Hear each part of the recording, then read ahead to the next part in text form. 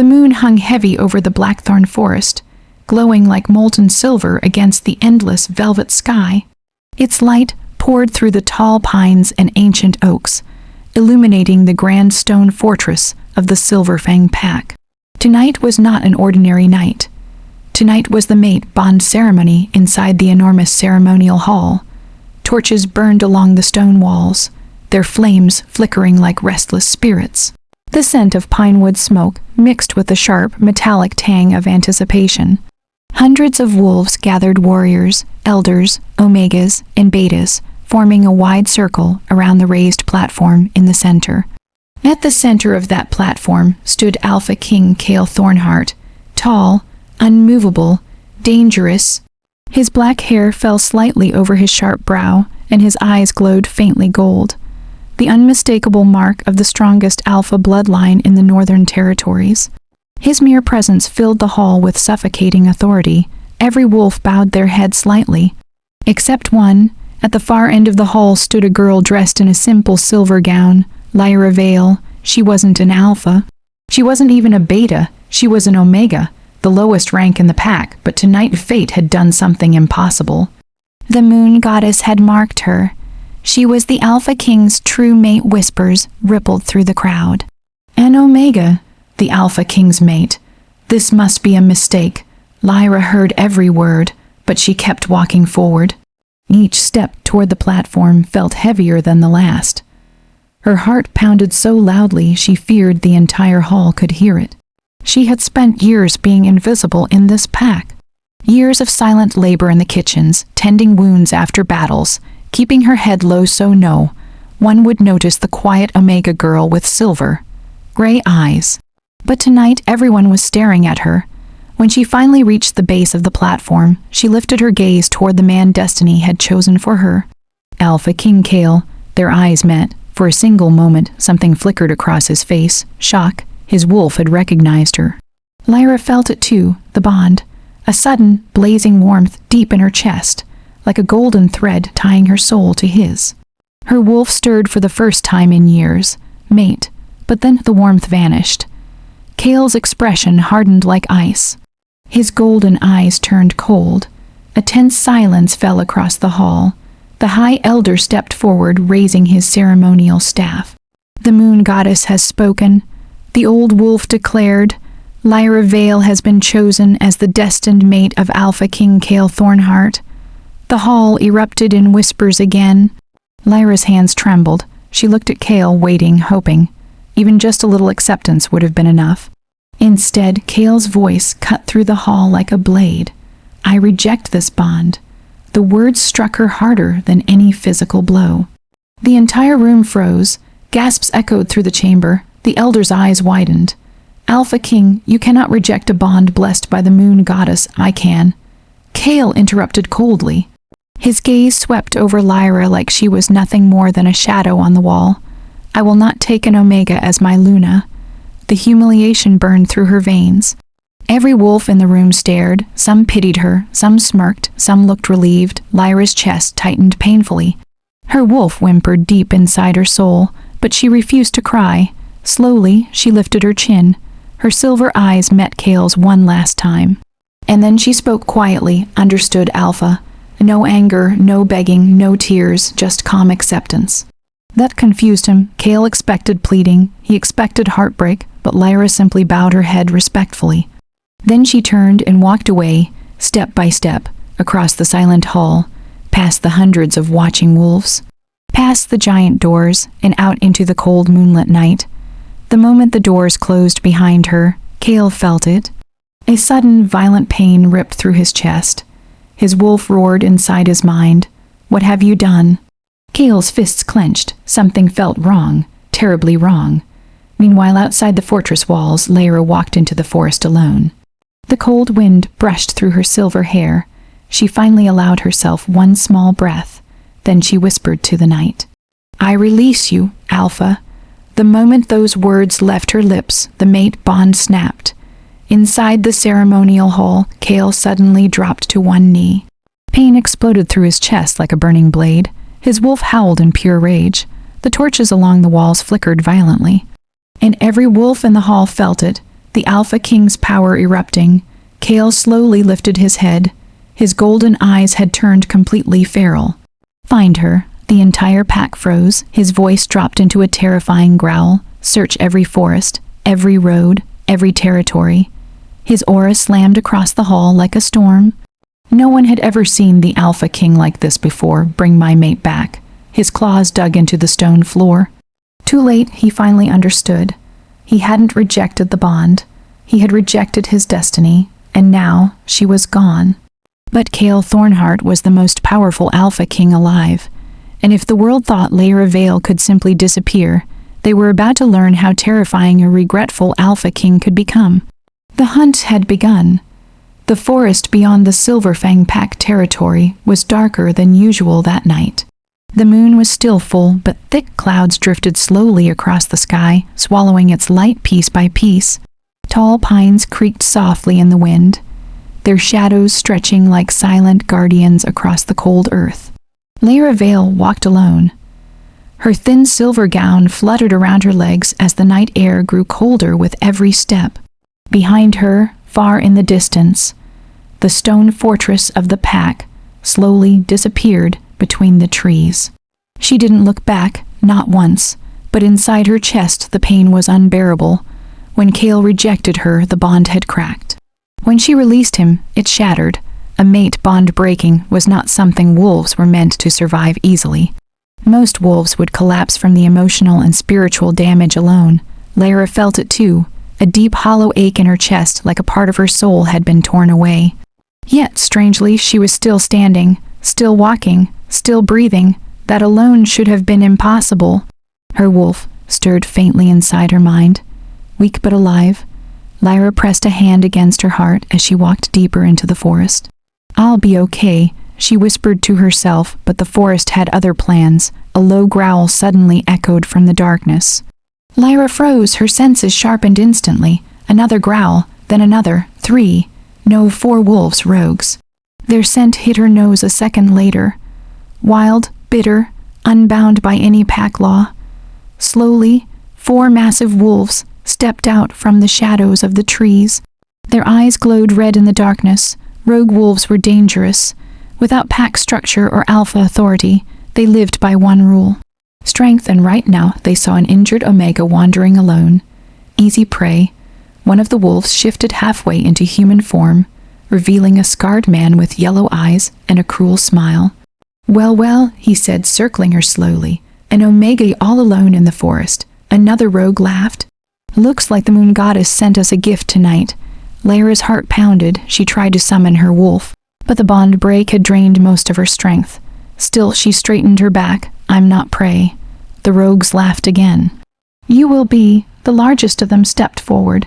His wolf towered over her. Lyra's instinct screamed. Run! She turned and sprinted through the trees. Branches whipped against her arms as she ran deeper into the forest, her breath growing ragged. Behind her, the rogues chased.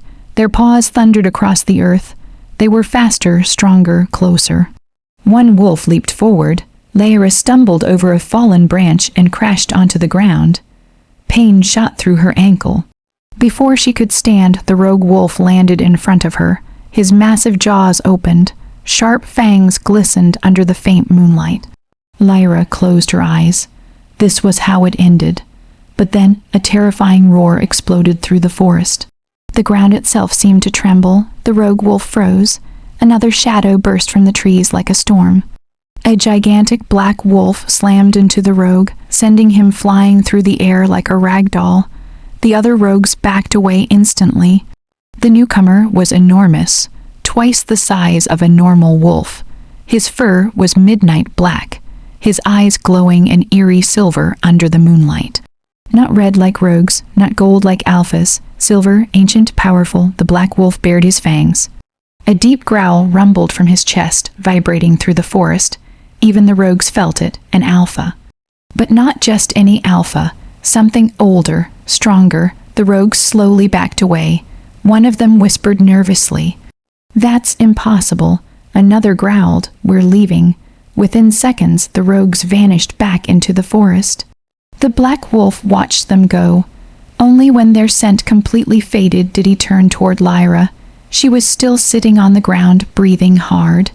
Their eyes met. For a moment the forest fell completely silent. Lyra felt something strange, not a mate bond.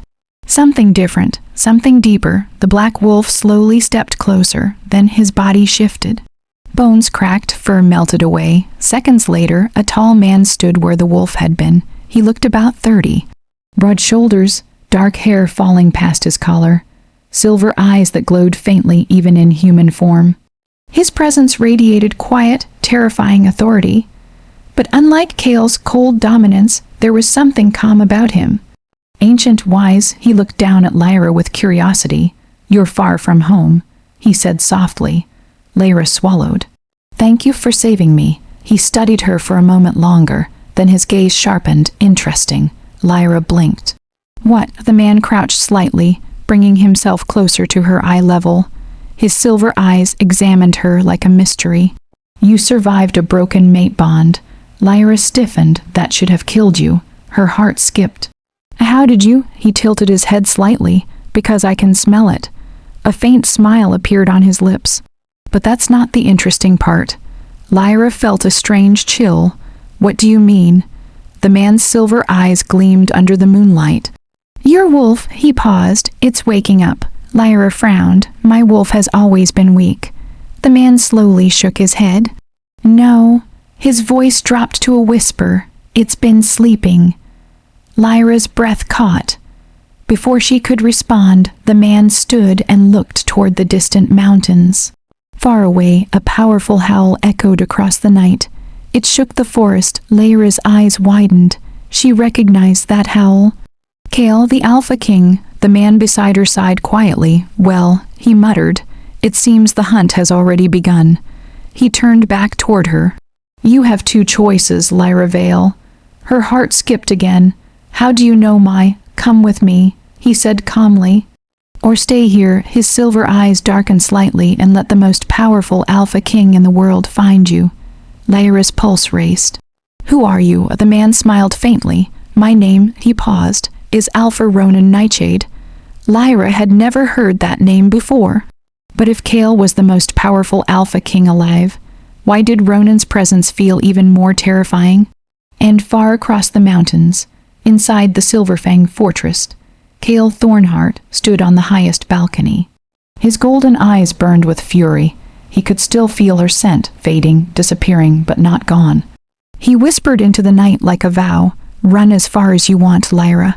His wolf growled inside his chest. "I will find you." The forest seemed alive that night.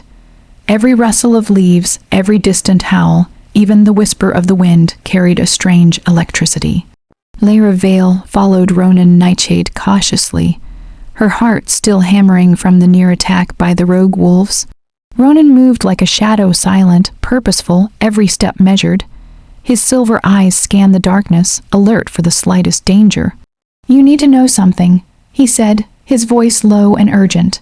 "That pain you felt when Kale rejected you, that wasn't just heartbreak. That was your wolf awakening." Lyra froze.